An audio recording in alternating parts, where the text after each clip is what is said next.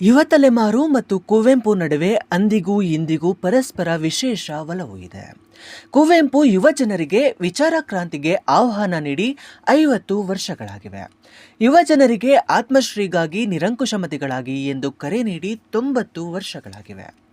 ಇಂದಿನ ಸನ್ನಿವೇಶದಲ್ಲಿ ಈ ಎರಡೂ ಕರೆಗಳ ಕುರಿತು ಉಪನ್ಯಾಸ, ವಿಚಾರ ಸಂಕಿರಣ, ಹಾಡು, ಕಮ್ಮಟ ಹೀಗೆ ಹಲವು ಚಿಂತನಾ ಮಂಥನ ನಡೆಸುವುದು ಅಗತ್ಯವಾಗಿದೆ.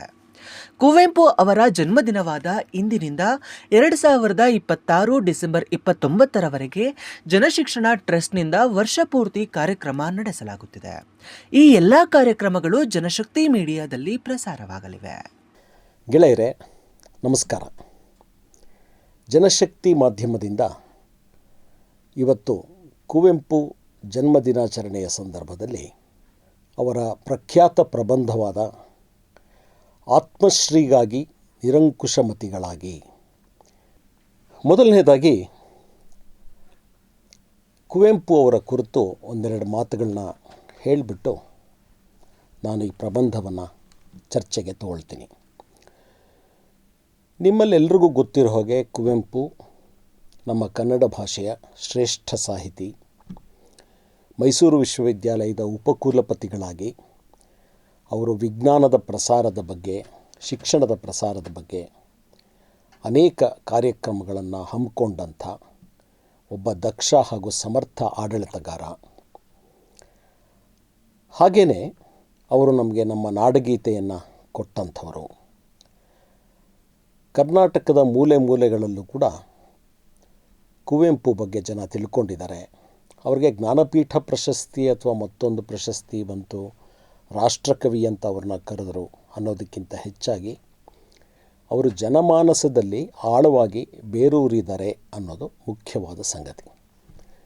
ಮತ್ತು ನಮ್ಮ ಕನ್ನಡದ, ಆಧುನಿಕ ಕನ್ನಡದ ನವೋದಯ ಕಾಲಘಟ್ಟದ ಸಾಹಿತಿಗಳಲ್ಲಿ ಅತ್ಯಂತ ಪ್ರಭಾವಶಾಲಿ ಸಾಹಿತಿ ಮತ್ತು ವಿಜ್ಞಾನ, ವಿಚಾರಶೀಲತೆ ಮತ್ತು ಮನುಷ್ಯರ ನಡುವಿನ ಸಮಾನತೆ, ಒಟ್ಟಾರೆಯಾಗಿ ಒಂದು ಪ್ರಗತಿಶೀಲ ದೃಷ್ಟಿಕೋನವನ್ನು ಎತ್ತಿ ಹಿಡಿದಂಥ ಸಾಹಿತಿ ಕುವೆಂಪು. ಮತ್ತು ಕುವೆಂಪು ಕೆಲಸ ಮಾಡದೇ ಇದ್ದಂಥ ಸಾಹಿತ್ಯ ಪ್ರಕಾರನೇ ಇಲ್ಲ.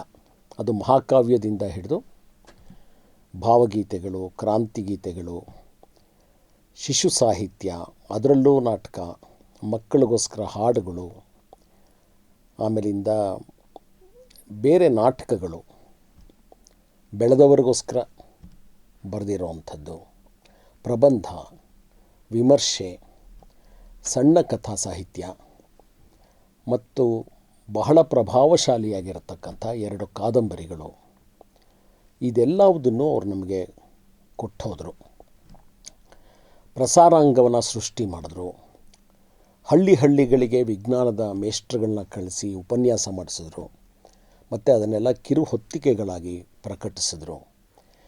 ಇಂಥ ಅನೇಕ ಬಹಳ ಮುಖ್ಯವಾದಂಥ ಕೆಲಸ ಕಾರ್ಯಗಳು, ಸಾಧನೆಗಳ ಮೂಲಕ ಅವರು ನಮ್ಮ ಮಧ್ಯೆ ಉಳಿದಿದ್ದಾರೆ.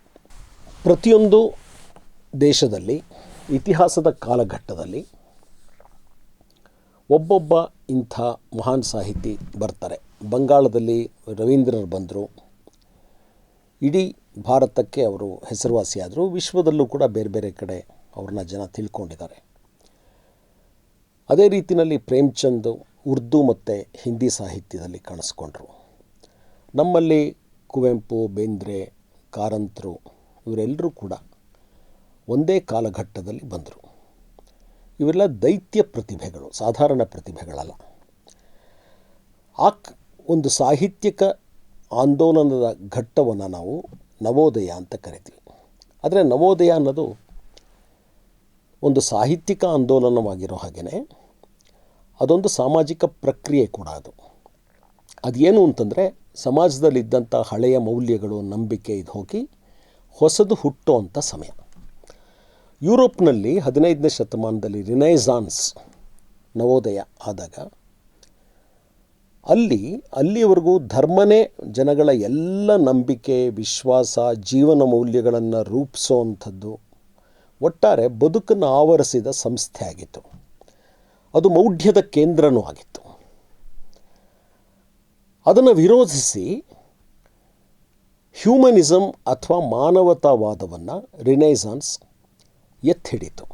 ಮತ್ತು ಅದೇ ಸಂದರ್ಭದಲ್ಲಿ ಪ್ರಾಚೀನ ಗ್ರೀಸಿನ ಸಾಹಿತ್ಯ, ಕಾವ್ಯ, ಚಿತ್ರಕಲೆ, ಶಿಲ್ಪಕಲೆ ಅದನ್ನೆಲ್ಲ ಮತ್ತೊಂದು ಹೊಸ ತಿರುಳಿನೊಂದಿಗೆ ಆ ಸ್ವರೂಪಗಳನ್ನು ಬದಲಾಯಿಸಿ ಅಳವಡಿಸಿಕೊಂಡು ಅದೊಂದು ಚಳುವಳಿಯಾಗಿ ರೂಪುಗೊಳ್ತು.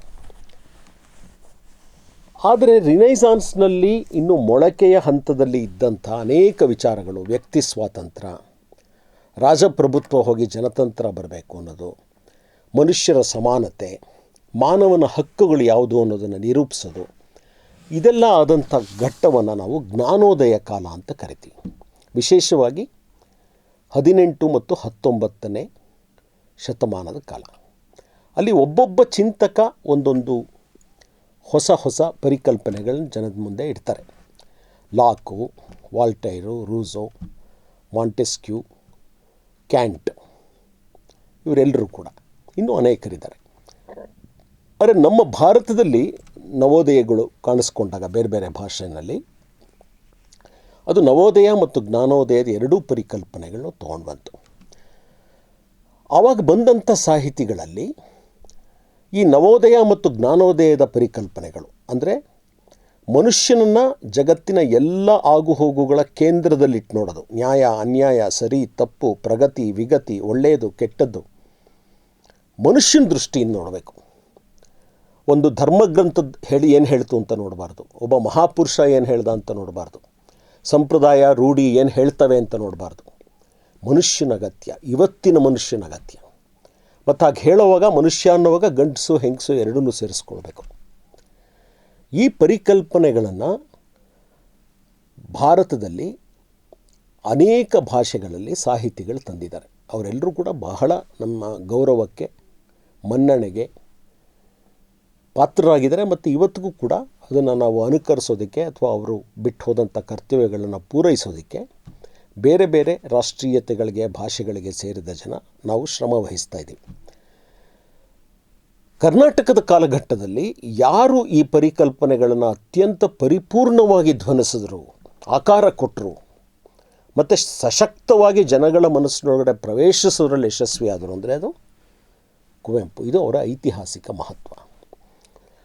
ಅವರ ಅನೇಕ ಕವನಗಳಲ್ಲಿ ಇದೇ ಆತ್ಮಶ್ರೀಗಾಗಿ ನಿರಂಕುಶಮತಿಗಳಾಗಿ ಭಾಷಣ ಅಥವಾ ಪ್ರಬಂಧದಲ್ಲಿ ಹೇಳಿರೋ ಪರಿಕಲ್ಪನೆಗಳನ್ನೇ ಮೂಡಿಬಂದಿವೆ. ಗುಡಿ ಚರ್ಚಿ ಮಸೀದಿಗಳನ್ನು ಬಿಟ್ಟು ಹೊರಬನ್ನಿ ಅನ್ನೋದಾಗಲಿ, ಅಥವಾ ಇನ್ನೂ ಅನೇಕ ಕವನಗಳು ಅವ್ರದ್ದು ಈ ಪರಿಕಲ್ಪನೆಗಳನ್ನ ಹೊತ್ಕೊಂಡ್ಬರ್ತವೆ. 100 ದೇವರನ್ನೆಲ್ಲ ನೂಕಾಚೆ ದೂರ. ಅದೇ ರೀತಿ ಅವ್ರದ್ದು ವಿಚಾರ ಕ್ರಾಂತಿಗೆ ಆಹ್ವಾನ, ಇನ್ನೂ ಅನೇಕ ಇನ್ನೂ ಒಂದು 3-4 ಮುಖ್ಯವಾದ ಪ್ರಬಂಧಗಳನ್ನು ಹೆಸರಿಸಬಹುದು ನಾವು. ಇದರಲ್ಲಿ ಬಂದಿರೋಷ್ಟು ಪರಿಪೂರ್ಣವಾದಂಥ ಕರೆ ವಿಶೇಷವಾಗಿ ಯುವಕರಿಗೆ ಸಾಮಾನ್ಯವಾಗಿ ಸಾಹಿತಿಗಳಲ್ಲಿ ಸಿಕ್ಕೋದು ದುರ್ಲಭ. ಮತ್ತು ಈ ಭಾಷಣದ ಐತಿಹಾಸಿಕ ಮಹತ್ವ ಏನು ಅಂದರೆ ಇದು ಮಾಡಿದ ಭಾಳ ಹಿಂದೆ 1943ರಲ್ಲಿ. ಆ ಪ್ರಬಂಧ ಏನು ಹೇಳುತ್ತೆ ಅನ್ನೋದನ್ನು ನಾನು ಸ್ವಲ್ಪ ನಿಮ್ಮ ಮುಂದೆ ಬಿಚ್ಚಿಡ್ತೀನಿ. ತುಂಬ ಚಿಕ್ಕ ಪ್ರಬಂಧ ಅದು. ಬೇರೆ ಬೇರೆ ಪುಸ್ತಕಗಳ ಗಾತ್ರದ ಮೇಲೆ 7-8 ಪುಟ ಅಥವಾ 10 ಪುಟ ಆಗಬಹುದಾದಂಥದ್ದು. ಆತ್ಮಶ್ರೀ ಅಂತಂದ್ರೇನು ಅಂದರೆ ಇಲ್ಲಿ ಅದು ಮನಸ್ಸಿನ ಪರಿಪೂರ್ಣತೆ, ಮನಸ್ಸಿನ ಶ್ರೀಮಂತಿಕೆ. ಆತ್ಮ ಅಂದರೆ ಇಲ್ಲಿ ಸೋಲ್ ಅಲ್ಲ, ಮನಸ್ಸು, ಮಾನವನ ಮನಸ್ಸು ಅದು ಶ್ರೀಮಂತವಾಗೋದು, ಪರಿಪೂರ್ಣವಾಗೋದು, ನಿಜವಾದ ಮನುಷ್ಯನ ಮನಸ್ಸು ಅನ್ನೋ ಹಾಗೆ ಆಗೋದು. ಹೇಗೆ? ಈ ಚರ್ಚೆಯನ್ನು ಪ್ರಾರಂಭಿಸುವಾಗ ಕುವೆಂಪು ಅವ್ರಿಗೆ ಗೊತ್ತಿದೆ ಇದು ಎಷ್ಟು ದೊಡ್ಡ ಸವಾಲು, ನಾನು ಯಾರನ್ನು ಎದುರಿಸಬೇಕಾಗತ್ತೆ, ನನ್ನ ಮೇಲೆ ಏನು ಆಪಾದನೆ ಬರುತ್ತೆ ಅನ್ನೋದು ಗೊತ್ತಿದೆ ಅವ್ರಿಗೆ. ಹಾಗೆ ಅವರು ತಮ್ಮನ್ನು ತಾವು ಕೂಡ ಎಚ್ಚರಿಸ್ಕೊಳ್ತಾ ಹೇಳ್ತಾರೆ, ನಾನು ಈ ಮಾತುಗಳನ್ನು ಯಾವುದೇ ಉದ್ರೇಕ ಇಲ್ದಿರ ಆಡ್ತಾ ಇದ್ದೀನಿ. ಇದರಲ್ಲಿ ಸಿಟ್ಟಿಲ್ಲ, ಯಾರ ಮೇಲೂ ಪ್ರತೀಕಾರದ ಮನೋಭಾವ ಇಲ್ಲ, ಅಥವಾ ಇದು ಔದಾರ್ಯರಹಿತವಾಗಿರೋವಂಥ ಮಾತಲ್ಲ, ಆ ಕ್ಷಣದಲ್ಲಿ ಬಂದಿರೋ ಮಾತಲ್ಲ. ತುಂಬ ಯೋಚನೆ ಮಾಡಿದ್ದೀನಿ, ಯಾರನ್ನೂ ನೋಯಿಸೋಕ್ಕೆ ನಂಗೆ ಇಷ್ಟ ಇಲ್ಲದಿದ್ದರೂ ಕೆಲವು ಮಾತುಗಳನ್ನ ನಾನು ಹೇಳ್ತೀನಿ ಅಂದ್ಬಿಟ್ಟು ಅವರು ಮುಂದುವರಿತಾರೆ. ಮತಿ ಅಥವಾ ಬುದ್ಧಿಶಕ್ತಿ ಇದು ಮನುಷ್ಯನ ಆಸ್ತಿ. ಇದು ಎಲ್ಲ ಪ್ರಾಣಿಗಳಿಗೂ ಇರೋದಿಲ್ಲ. ಈ ಮತಿಯನ್ನು ಅವಿವೇಕ ಕವಿಬಾರದು. ಬುದ್ಧಿಶಕ್ತಿ ವಿವೇಕಯುತವಾಗಿರಬೇಕು. ಅದನ್ನು ನಾನು ನಿರಂಕುಶ ಮತಿ ಅಂತ ಕರಿತೀನಿ ಅಂತ ಹೇಳ್ತಾರೆ. ಸೊ ಅವಾಗ ಅವರು ಹೇಳ್ತಾರೆ, ಸಾಮಾನ್ಯವಾಗಿ ನಿರಂಕುಶ ಅನ್ನೋ ಪದಕ್ಕೆ ಬೇರೆ ಬೇರೆ ಅರ್ಥಗಳಿರುತ್ತವೆ. ಇವಾಗ ನಿರಂಕುಶ ಪ್ರಭುತ್ವ ಅಂತಂದರೆ ಯಾರ ಅಂಕೆ ಆಜ್ಞೆಗೆ ಸಿಲುಕದಿರ ಇಷ್ಟ ಬಂದಾಗ ರಾಜ್ಯಭಾರ ಮಾಡುವಂಥ ಒಂದು ಪ್ರಭುತ್ವ, ಅದನ್ನು ನಾವು ನಿರಂಕುಶ ಪ್ರಭುತ್ವ ಅಂತೀವಿ. ಆದರೆ ನಾನು ಹೇಳ್ತಾ ಇರೋ ಮನಸ್ಸು, ಯುವಕರ ಮನಸ್ಸು ನಿರಂಕುಶವಾಗಿರಬೇಕು ಅಂತ ಹೇಳ್ತಿದ್ದಾಗ ನಾನು ಹೇಳ್ತಾ ಇರೋದು ಉಚ್ಛೃಂಖಲವಾದ ಮನಸ್ಸು, ಲಂಗುಲಗಾಮಿಲ್ಲದ ಮನಸ್ಸು, ಸಂಯಮರಹಿತವಾಗಿರುವಂಥ ಮನಸ್ಸಲ್ಲ. ನಾನು ಹೇಳ್ತಾ ಇರೋದೇನು ಅಂತಂದರೆ ಅದಕ್ಕೆ ಬೇರೆ ಬೇರೆ ಭಯಗಳು, ಅಂಕುಶಗಳು ಕಾಡ್ತಾ ಇವೆ. ಅವು ಕಾಡಬಾರ್ದು. ಸಂಪೂರ್ಣ ವಿಚಾರ ಸ್ವಾತಂತ್ರ್ಯ ಅದನ್ನು ನಾನು ಪ್ರತಿಪಾದಿಸ್ತಾ ಇದ್ದೀನಿ. ಆ ವಿಚಾರ ಸ್ವಾತಂತ್ರ್ಯ ಕಡ್ಡಿ ಬರೋದು ಯಾವುದು? ಒಂದು ಮೌಢ್ಯ. ಮೌಢ್ಯ ಒಂದು ಅಂಕುಶ ಬುದ್ಧಿಶಕ್ತಿಗೆ. ಇನ್ನೊಂದು ರಾಜಭಯ. ಏನು ರಾಜಭಯ ಅಂದರೆ, ಇವಾಗ ರಾಜರಿಲ್ಲ, ಸರ್ಕಾರದ ಭಯ. ಎಲ್ಲಿ ಸರ್ಕಾರದವ್ರು ಕೇಸ್ ಹಾಕಿಬಿಡ್ತಾರೋ, ವರ್ಷಗಳಗಟ್ಟಲೆ ವಿಚಾರಣೆ ಇಲ್ದಿರೋ ಜೈಲಿಗೆ ಹಾಕಿಬಿಡ್ತಾರೋ, ನಡೀತಿದೆಯಲ್ವ ಇವಾಗ ಅದೆಲ್ಲ ನಮ್ಮ ದೇಶದಲ್ಲಿ. ಈ ಭಯ ಇದ್ದಾಗ ಬುದ್ಧಿಶಕ್ತಿ ಅರಳೋದಿಲ್ಲ. ಅದೇ ರೀತಿಯಲ್ಲಿ ಈ ಪುರಾಣ, ಧರ್ಮಗ್ರಂಥ ಇವುಗಳ ಭಯ, ಹಿರಿಯರ ಭಯ, ಇದು ಯಾವುದೂ ಇಲ್ದಿರ ಯುವಕರು ಮುಕ್ತವಾಗಿ ಆಲೋಚನೆ ಮಾಡಬೇಕು. ಅದು ವಿಚಾರ ಸ್ವಾತಂತ್ರ್ಯ ಅಷ್ಟೇ, ಅರಾಜಕತೆ ಅಲ್ಲ ಅದು. ಅದನ್ನು ನಾನು ಬಯಸ್ತೀನಿ. ಆದರೆ ಅದಕ್ಕೆ ದೊಡ್ಡ ಸಮಸ್ಯೆ ನಮಗಿರೋದಂದರೆ ಮೌಢ್ಯ. ಮೌಢ್ಯ ನಮ್ಮನ್ನು ಕವಿದು ಬಿಟ್ಟಿದೆ. ಅದು ಧರ್ಮಶಾಸ್ತ್ರಗಳ ರೂಪದಲ್ಲೋ ಇನ್ನೊಂದರಲ್ಲೋ ಬಂದಿದೆ. ನೀವು ಪ್ರಶ್ನೆ ಮಾಡಿದ್ರೆ, ಏನಪ್ಪ ನೀನು ಮನುಧರ್ಮಶಾಸ್ತ್ರನ ಪ್ರಶ್ನಿಸ್ತೀಯಾ, ನೀನು ಅದಕ್ಕಿಂತ ದೊಡ್ಡವನ ಅನ್ನೋ ಮಾತು ಬರುತ್ತೆ. ಅಲ್ಲಿ ಕುವೆಂಪು ಮನುವಿಗೆ ಎದುರಾಗಿ ಮಹಾತ್ಮ ಗಾಂಧಿಯನ್ನು ನಿಲ್ಲಿಸ್ತಾರೆ. ಮಹಾತ್ಮ ಗಾಂಧಿಯನ್ನು ಯಾಕೆ ನಿಲ್ಲಿಸ್ತಾರೆ ಅಂದರೆ, ಅವರು ನಮ್ಮ ಸ್ವಾತಂತ್ರ್ಯ ಸಂಗ್ರಾಮದ ಪ್ರತಿನಿಧಿ. ಹಾಗೂ ನಮ್ಮ ಸ್ವಾತಂತ್ರ್ಯ ಸಂಗ್ರಾಮ ಕೂಡ ಗಾಂಧಿಯವರು ಬರೋ ಹೊತ್ತಿಗಾಗಲೇ ನವೋದಯದ ಮೂಲಕ ಸಾಕಷ್ಟು ಹೊಸ ವಿಚಾರಗಳನ್ನು ಪಡ್ಕೊಂಡಿತ್ತು. ರಾಜಾರಾಮ್ ಮೋಹನ್ ರಾಯ್ ಕಾಲದಿಂದ ಹಿಡಿದು ಮಹಾತ್ಮ ಫುಲೆ, ಈಶ್ವರಚಂದ್ರ ವಿದ್ಯಾಸಾಗರರು ಹಾಗೂ ಬೇರೆ ಬೇರೆ ರಾಜ್ಯಗಳಲ್ಲಿ ಹುಟ್ಟಿ ಬರ್ತಾ ಇದ್ದಂಥ ಹೊಸ ಚಿಂತಕರು, ಬೇರೆ ಬೇರೆ ಚಳುವಳಿಗಳು, ಕೆಲವೊಂದು ಧಾರ್ಮಿಕ ಚಳುವಳಿಗಳು, ಧಾರ್ಮಿಕ ಸ್ವರೂಪದ ಹೋರಾಟಗಳಲ್ಲಿ ಕೂಡ ಹೊಸ ಚಿಂತನೆಗಳು ಬಂದಿತ್ತು. ಇದು ಎಲ್ಲದರ ಮುಂದುವರಿಕೆಯಾಗಿ ನಮ್ಮ ಸ್ವಾತಂತ್ರ್ಯ ಸಂಗ್ರಾಮ ಬಂತು. ನಮ್ಮ ಸ್ವಾತಂತ್ರ್ಯ ಸಂಗ್ರಾಮದಲ್ಲೂ ಕೂಡ ನವೋದಯದ ಕಲ್ಪನೆಗಳು, ಜ್ಞಾನೋದಯದ ಕಲ್ಪನೆಗಳು ಎಲ್ಲ ಬೆರ್ತಿದ್ವು. ಅದರ ಪ್ರತಿನಿಧಿಯಾಗಿ ಗಾಂಧಿ ನಿಲ್ಲಿಸ್ಬಿಟ್ಟು ಹೇಳ್ತಾರೆ ಕುವೆಂಪು, ಮನು ನಾನು ಮೀರಕ್ಕಾಗಲ್ಲ ಅಂತ ನೀವು ಹೇಳ್ತೀರಲ್ಲ, ಹಾಗಿದ್ದರೆ ಗಾಂಧಿ ಪೂಜ್ಯ ಅಲ್ವಾ? ಗಾಂಧಿ ಮಾತುಗಳಿಗೆ ಬೆಲೆ ಇಲ್ವಾ ಹಾಗಿದ್ದರೆ? ಅಂದರೆ ಈ ಗಾಂಧಿ ಮಾತು ಅಂದರೆ ಸ್ವಾತಂತ್ರ್ಯ ಸಂಗ್ರಾಮದ, ನಮ್ಮ ಜನತಾಂತ್ರಿಕ ಹೋರಾಟದ, ನವೋದಯದ ಪರಿಕಲ್ಪನೆಗಳ ಮನಸ್ಸು, ಅದು ಮುಖ್ಯ ಅಲ್ವಾ? ಅದು ಮುಖ್ಯ, ಅದು ಬೇಕಾಗಿದೆ. ಮತದ ಮೌಢ್ಯ ನಮ್ಮನ್ನು ಕಾಡ್ತಾ ಇದೆ.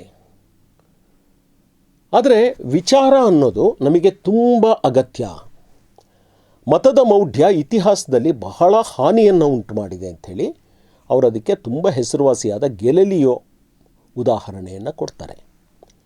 ಗೆಲಿಲಿಯೋ ಒಬ್ಬ ಈಗಿನ ಇಟಲಿ ದೇಶದ ವಿಜ್ಞಾನಿ. ಆತ ದೂರದರ್ಶನದ ಮೂಲಕ ಆಕಾಶವನ್ನು ನೋಡ್ತಾನೆ, ಅಭ್ಯಾಸ ಮಾಡ್ತಾನೆ. ಅವನೊಂದು ತೀರ್ಮಾನಕ್ಕೆ ಬರ್ತಾನೆ. ಅಲ್ಲಿವರೆಗೂ ಇದ್ದಿದ್ದ ತೀರ್ಮಾನಕ್ಕೆ ವಿರುದ್ಧವಾಗಿ. ಅಲ್ಲಿವರೆಗೂ ಇದ್ದಿದ್ದ ತೀರ್ಮಾನ ಏನು? ಭೂಮಿ ಜಗತ್ತಿನ ಕೇಂದ್ರ. ಎಲ್ಲ ಆಕಾಶಕಾಯಗಳು ಕೂಡ ಭೂಮಿಯ ಸುತ್ತಲೂ ಸುತ್ತುತ್ತಾ ಇವೆ. ಇದು ಬರಿಗಣ್ಣಿನಿಂದ ಆಕಾಶವನ್ನು ನಾವು ನೋಡಿದಾಗ ಬರ್ತಕ್ಕಂಥ ತಪ್ಪಾದ ಕಲ್ಪನೆ. ಚರ್ಚು ಇದನ್ನು ಎತ್ತಿ ಹಿಡಿದುಬಿಟ್ಟಿದೆ. ಭೂಕೇಂದ್ರವಾದ ಅಂತ ಇದು, ಅದನ್ನು ಎತ್ತಿ ಹಿಡಿದುಬಿಟ್ಟಿದೆ. ಆದರೆ ಗೆಲಿಲಿಯೋ ಹೇಳ್ತಾ ಇದ್ದಾರೆ, ಇಲ್ಲ, ಭೂಮಿ ವಿಶ್ವದ ಕೇಂದ್ರ ಅಲ್ಲ, ಭೂಮಿ ಸೌರವ್ಯೂಹದ ಕೇಂದ್ರನೂ ಅಲ್ಲ. ಸೌರವ್ಯೂಹಕ್ಕೆ ಸೂರ್ಯ ಕೇಂದ್ರ. ಗೆಲಿಲಿಯೋ ಇದನ್ನು ವಿಜ್ಞಾನದ ಮೂಲಕ ಅನುಭವಜನ್ಯವಾದಂಥ ಜ್ಞಾನದ ಮೂಲಕ, ಪ್ರಯೋಗದ ಮೂಲಕ ತೋರಿಸ್ತಿದ್ದಾಗೇ ಚರ್ಚ್ಗೆ ಮತ್ತು ಪಾದ್ರಿಗಳಿಗೆ ಭಯ ಆಯಿತು. ಏನು ಭಯ ಅಂತಂದರೆ, ನಾವಿವತ್ತಿನ ದಿವಸ ಜ್ಞಾನ ಕ್ಷೇತ್ರದ ಮೇಲೆ ಹತೋಟಿಯನ್ನು ಸಾಧಿಸಿದ್ವಿ. ನಾವೇ ಪ್ರಮಾಣಕ ಶಕ್ತಿ, ಅಥಾರಿಟಿ ಅಂತ ಅಂದ್ಕೊಂಡಿದ್ದೀವಿ, ಜನ ಅಂದ್ಕೊಂಡಿದ್ದಾರೆ. ಈ ವಿಷಯದಲ್ಲಿ ಚರ್ಚು ಮತ್ತು ಪಾದ್ರಿಗಳು ಹೇಳ್ತಿರೋದು ಸುಳ್ಳು ಅಂತಾದರೆ ನಾಳೆ ನಮ್ಮ ಯಾವ ಮಾತಿಗೂ ಬೆಲೆ ಬರೋದಿಲ್ಲ. ಆದ್ದರಿಂದ ಗೆಲಿಲಿಯೋ ಮತ್ತು ಗೆಲಿಲಿಯೋ ಎತ್ತಿ ಹಿಡಿಯುವಂಥ ಈ ವೈಜ್ಞಾನಿಕ ಪರಿಕಲ್ಪನೆಗಳು ಮತ್ತು ವಿಜ್ಞಾನದ ವಿಧಾನ, ಗೆಲಿಲಿಯೋದು ಬಹಳ ದೊಡ್ಡ ಸಾಧನೆ ಅಂದರೆ ಪ್ರಯೋಗದ ಮಹತ್ವವನ್ನು ಅವನು ತೋರಿಸಿದ್ದು. ನೀವು ಯಾವುದೇ ಒಂದು ಪ್ರಮೇಯವನ್ನು ಸಿದ್ಧಾಂತ ಅಂತ ಒಪ್ಕೊಳ್ಬೇಕಂದ್ರೆ ಅದಕ್ಕೆ ತಕ್ಕನಾದಂಥ ಪ್ರಯೋಗಗಳನ್ನು ಮೊದಲು ರಚಿಸಬೇಕು. ಪ್ರಯೋಗದ ಮೂಲಕ ನಿಮ್ಮ ಪ್ರಮೇಯ ಅಥವಾ ನಿಮ್ಮ ಊಹಾಪ್ರಜ್ಞೆ, ಹೈಪೋಥಿಸಿಸ್ ಇದು ಸರಿ ಅಂತ ನೀವು ತೋರಿಸಿದ್ರೆ ಆಗ ಅದನ್ನು ಜಗತ್ತು ಸತ್ಯ, ಇದು ಸಿದ್ಧಾಂತ, ಇದು ತೀರ್ಮಾನ ಅಂತ ಒಪ್ಕೊಳ್ಳುತ್ತೆ. ಇಂಥ ಶಕ್ತಿಶಾಲಿ ವಿಜ್ಞಾನಿ ಗೆಲಿಲಿಯೋನ ಬೆಳೆಯೋದಕ್ಕೆ ಬಿಡಬಾರ್ದು ಅಂತ ಚರ್ಚು ಆತ ತನ್ನ ಮಾತನ್ನು ಹಿಂತೆಗೆದುಕೊಳ್ಳಬೇಕು ಅಂತ ಒತ್ತಡ ಹಾಕುತ್ತೆ. ಈ ಕೆಲಸನ ಅದು ಹಿಂದೆನೂ ಮಾಡಿತ್ತು. ಇದೇ ರೀತಿಯ ಮಾತುಗಳನ್ನ ಹೇಳಿದವ್ರನ್ನೆಲ್ಲರನ್ನೂ ಕೂಡ ಅದು ಇವರೆಲ್ಲ ಪಾಷಂಡಿಗಳು, ದೈವ ವಿರೋಧಿಗಳು, ಧರ್ಮ ವಿರೋಧಿಗಳು, ಇವರು ಜನಗಳಲ್ಲಿ ಸುಳ್ಳನ್ನು, ಅಪನಂಬಿಕೆಯನ್ನು ಹರಡ್ತಾ ಇದ್ದಾರೆ, ಇವ್ರಿಗೆ ಶಿಕ್ಷೆ ಹಾಕಬೇಕು ಅಂತಂದ್ಬಿಟ್ಟು ಅವರೆಲ್ಲರಿಗೂ ಕೂಡ ಬಹಳ ಚಿತ್ರಹಿಂಸೆಯನ್ನು ಕೊಟ್ಟಿತ್ತು. ಕುವೆಂಪು ಇದನ್ನು ತೋರಿಸ್ತಾ ಇದ್ದಾರೆ. ನೋಡಿ, ಇದು ಮೌಢ್ಯದ ದಾರಿ, ಇದಕ್ಕೆ ವಿರುದ್ಧವಾಗಿ ಬಂದಿದ್ದು ಗೆಲಿಲಿಯೋ ದಾರಿ.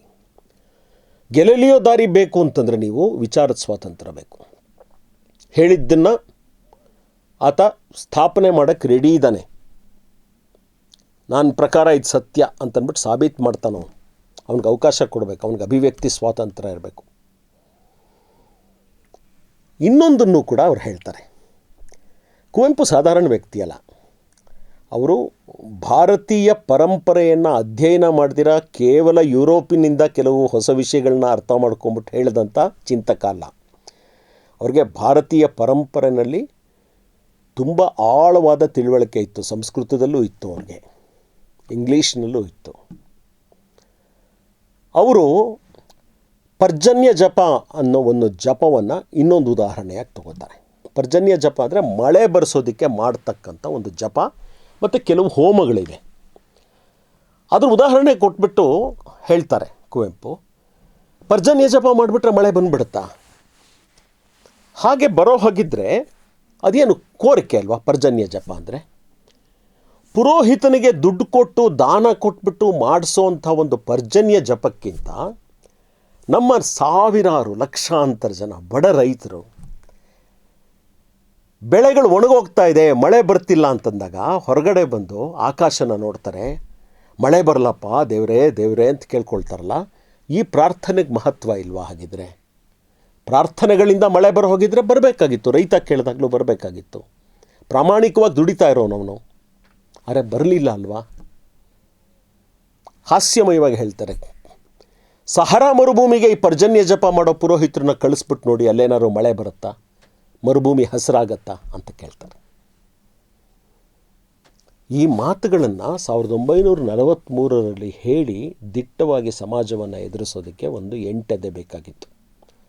ಅಂಥ ಸಾಹಿತಿಗಳು ಹೆಚ್ಚು ಜನ ಇರಲಿಲ್ಲ. ನಾನು ಒಂದು ಮಾತನ್ನು ಸ್ಪಷ್ಟಪಡಿಸ್ತೀನಿ.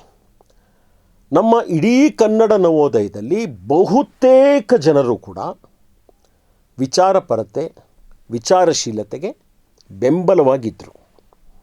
ಅವರು ವೈಯಕ್ತಿಕವಾಗಿ ಮನೆಯಲ್ಲಿ ಆಸ್ತಿಕರಾಗಿರ್ಬೋದು, ಧರ್ಮನ ಅನುಸರಿಸ್ಬೋದು, ಹಿಂದೂನೋ ಮುಸ್ಲಿಮೋ ಕ್ರಿಶ್ಚಿಯನೋ ಆಗಿದ್ದಿರ್ಬೋದು.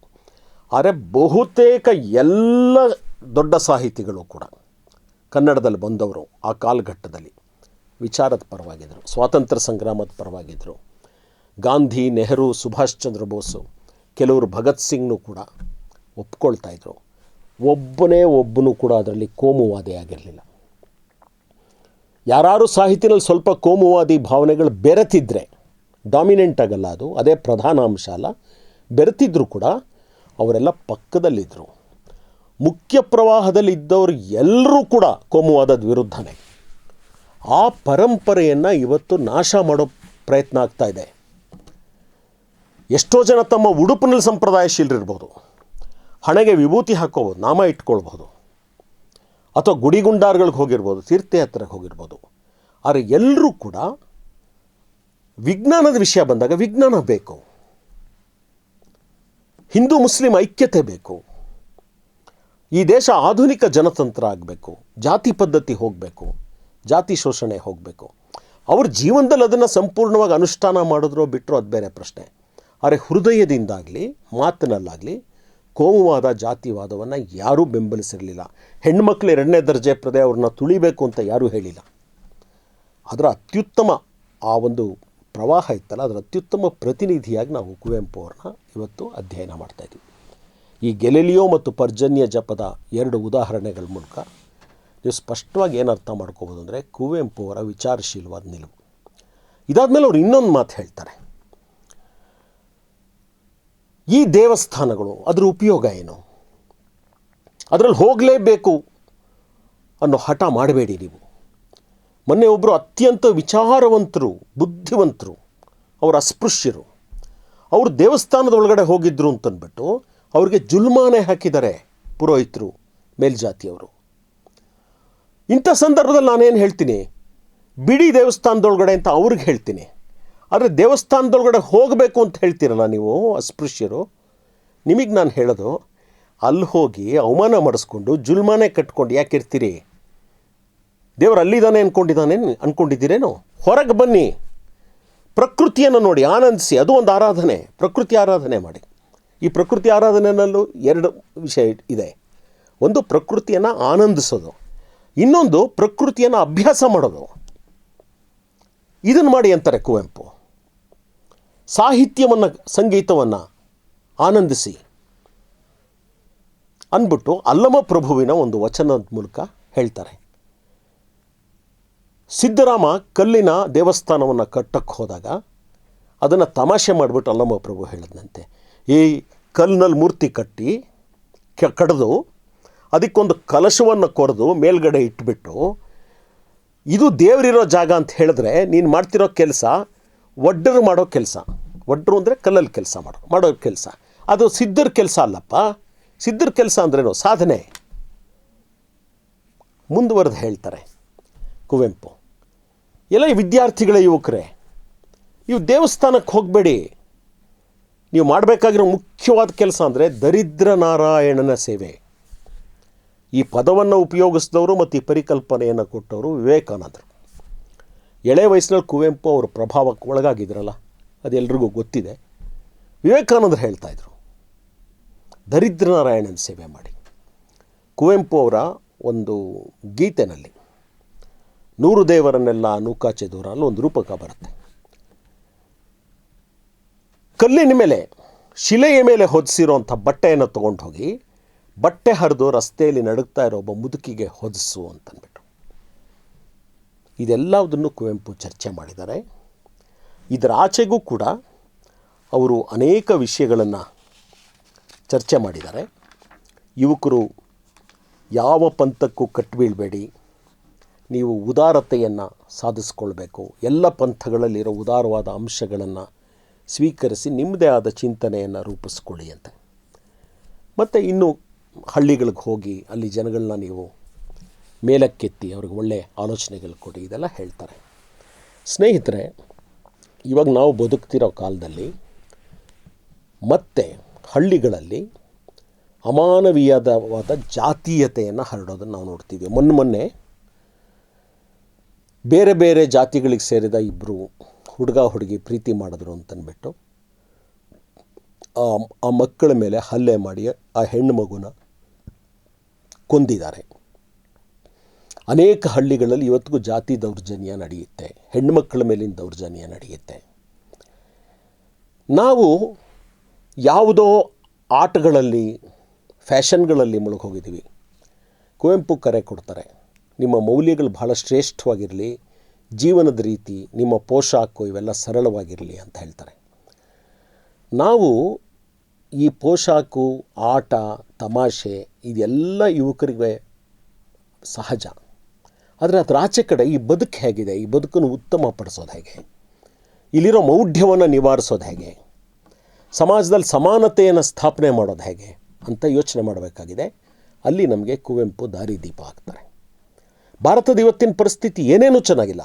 ಕುವೆಂಪು ಇದ್ದಿದ್ದರೆ ಪ್ರಾಯಶಃ ಅವ್ರು ನಮ್ಮ ಜೊತೆ ರಸ್ತೆನಲ್ಲಿ ಹೋರಾಟದಲ್ಲಿ ಭಾಗಿಯಾಗ್ತಿದ್ರು ಅಂತ ಅನಿಸುತ್ತೆ. ಯಾಕೆಂದರೆ ಅವ್ರ ಕಾಲಕ್ಕೂ ಇವಾಗೂ ಬಹಳ ವ್ಯತ್ಯಾಸ ಇದೆ. ಅವ್ರು ಏನು ಆಸೆ ಪಟ್ಟಿದ್ರು, ಇದು ಸರ್ವ ಜನಾಂಗದ ಶಾಂತಿಯ ತೋಟ ಆಗಬೇಕು ಅಂತ. ತರುಣರಿರ ಎದ್ದೇಳಿ ಎಚ್ಚರಗೊಳ್ಳಿ ಅಂತ ಕರೆ ಕೊಟ್ಟಿದ್ರು. ಇವಾಗಿನ ಕಾಲ ನೋಡಿದರೆ ಅವರು ಸ್ವತಃ ನಮ್ಮ ಜೊತೆಯಲ್ಲಿ ಹೋರಾಟದಲ್ಲಿ ಇರ್ತಿದ್ರು ಅನ್ನೋ ಭಾವನೆ ನನಗೆ ಬರುತ್ತೆ. ವಿಚಾರಶೀಲತೆ ಎಲ್ಲಿದೆ? ದೇಶದ ಪ್ರಧಾನಮಂತ್ರಿಗಳಾದವರು, ನಾಯಕರಾದವರು ಗಣೇಶನ ಕಥೆಯನ್ನು ತೊಗೊಂಡ್ಬಿಟ್ಟು ನಮ್ಮಲ್ಲಿ ಪ್ಲಾಸ್ಟಿಕ್ ಸರ್ಜರಿ ಇತ್ತು ಅಂತ ಹೇಳ್ತಾರೆ. ಇನ್ನೊಬ್ಬ ಮಂತ್ರಿ ಹೇಳ್ತಾನೆ, ರಾಮಾಯಣದಲ್ಲಿ ಪುಷ್ಪಕ ವಿಮಾನದ ಕಾಲದಲ್ಲಿ ನಮ್ಮಲ್ಲಿ ಆಧುನಿಕ ವಿಮಾನಗಳಿತ್ತು ಅಂತ ಹೇಳ್ತಾನೆ. ಪ್ರಧಾನಮಂತ್ರಿಗಳೊಂದು ಸಭೆಯಲ್ಲಿ ಭಾಷಣ ಮಾಡ್ತಾ ಹೇಳ್ತಾರೆ, ಮಹಾಭಾರತದ ಕಾಲದಲ್ಲಿ ಕೌರವರು ಹುಟ್ಟಿದ ರೀತಿ ನೋಡಿದ್ರೆ ನಿಮಗೆ ಗೊತ್ತಾಗುತ್ತೆ, ನಮ್ಮಲ್ಲಿ ಪ್ರಣಾಳ ಶಿಶುವಿನ ತಂತ್ರಜ್ಞಾನ ಇತ್ತು ಅಂತ ಹೇಳ್ತಾರೆ. ಮತ್ತು ಹಿಂದೂ ಮುಸ್ಲಿಂ ಅನ್ನೋ ಭಾವನೆಗಳ ಸುತ್ತಲೂ ಎಷ್ಟು ದೊಡ್ಡ ಹೊಡೆದಾಟವನ್ನು ಸೃಷ್ಟಿ ಮಾಡ್ತಿದ್ದಾರೆ. ಮತ್ತು ಅಲ್ಪಸಂಖ್ಯಾತರು ಭಯದಲ್ಲಿ ಬದುಕಬೇಕು, ಎರಡನೇ ದರ್ಜೆ ನಾಗರಿಕರಾಗಿ ಬದುಕಬೇಕು ಅನ್ನೋವಂಥ ಪರಿಸ್ಥಿತಿಯನ್ನು ಸೃಷ್ಟಿ ಮಾಡ್ತಿದ್ದಾರೆ. ಸೊ ಅದರಿಂದ ಕುವೆಂಪು ಮತ್ತು ನಮ್ಮ ಕರ್ನಾಟಕದ ಅನೇಕ ಶ್ರೇಷ್ಠ ಸಾಹಿತಿಗಳು, ಬರಹಗಾರರು, ಹೋರಾಟಗಾರರು ಹೊಸ ಬದುಕನ್ನು ಇಲ್ಲಿ ರೂಪಿಸಬೇಕು ಅಂತ ಭಾಳ ಜನ ಪ್ರಯತ್ನ ಮಾಡಿದ್ದಾರೆ. ಬರೀ ಸಾಹಿತ್ಯ ಕ್ಷೇತ್ರದಲ್ಲ, ಶಿಕ್ಷಣ ಕ್ಷೇತ್ರ, ಸಮಾಜ ಸುಧಾರಣೆ ಕ್ಷೇತ್ರ. ಪಂಡಿತ ತಾರಾನಾಥರು ಮಾಡಿದ್ದಾರೆ, ಕುದ್ಮಲ್ ರಂಗರಾವ್ ಅವರು ಮಾಡಿದ್ದಾರೆ, ಇನ್ನೂ ಅನೇಕರು ಮಾಡಿದ್ದಾರೆ. ಬೇರೆ ಬೇರೆ ಜಿಲ್ಲೆಗಳಲ್ಲಿ ಅಂಥ ಹೆಸರುಗಳನ್ನ ನಾವು ಹೇಳ್ತಾ ಹೋಗ್ಬೋದು. ಆರ್ ಗೋಪಾಲಸ್ವಾಮಿ ಅಯ್ಯರ್ ಮಾಡಿದ್ದಾರೆ. ಇದೆಲ್ಲದನ್ನು ನಾವು ನೆನಪಿಸ್ಕೊಳ್ಳೋಣ. ಈ ಒಂದು ಕರ್ತವ್ಯಗಳು ಯಾವುದು ನಮ್ಮ ಸಮಾಜದಲ್ಲಿ ಉಳಿದುಬಿಟ್ಟಿದೆ, ಸಾಮಾಜಿಕ ಸಮಾನತೆ, ಲಿಂಗ ಸಮಾನತೆ, ಜಾತಿ ವಿನಾಶ, ಈ ಕರ್ತವ್ಯಗಳನ್ನು ನಾವು ಸಾಧಿಸಲಿಕ್ಕಾದರೆ ಅದು ಕುವೆಂಪು ಅವರಿಗೆ ಕೊಡ್ತಕ್ಕಂಥ ಗೌರವ ಆಗತ್ತೆ. ಹಾಗೂ ನಮ್ಮ ಬುದ್ಧಿ ಬಿಡುಗಡೆಯನ್ನು ಹೊಂದುತ್ತೆ, ನಿರಂಕುಶ ಮತಿಗಳಾಗೋದಕ್ಕೆ ಸಾಧ್ಯವಾಗತ್ತೆ. ಈ ಮಾತುಗಳನ್ನ ನಿಮ್ಮ ಜೊತೆ ಹಂಚಿಕೊಂಡು ನನ್ನ ಮಾತನ್ನು ಮುಗಿಸ್ತಾ ಇದ್ದೀನಿ. ಧನ್ಯವಾದ.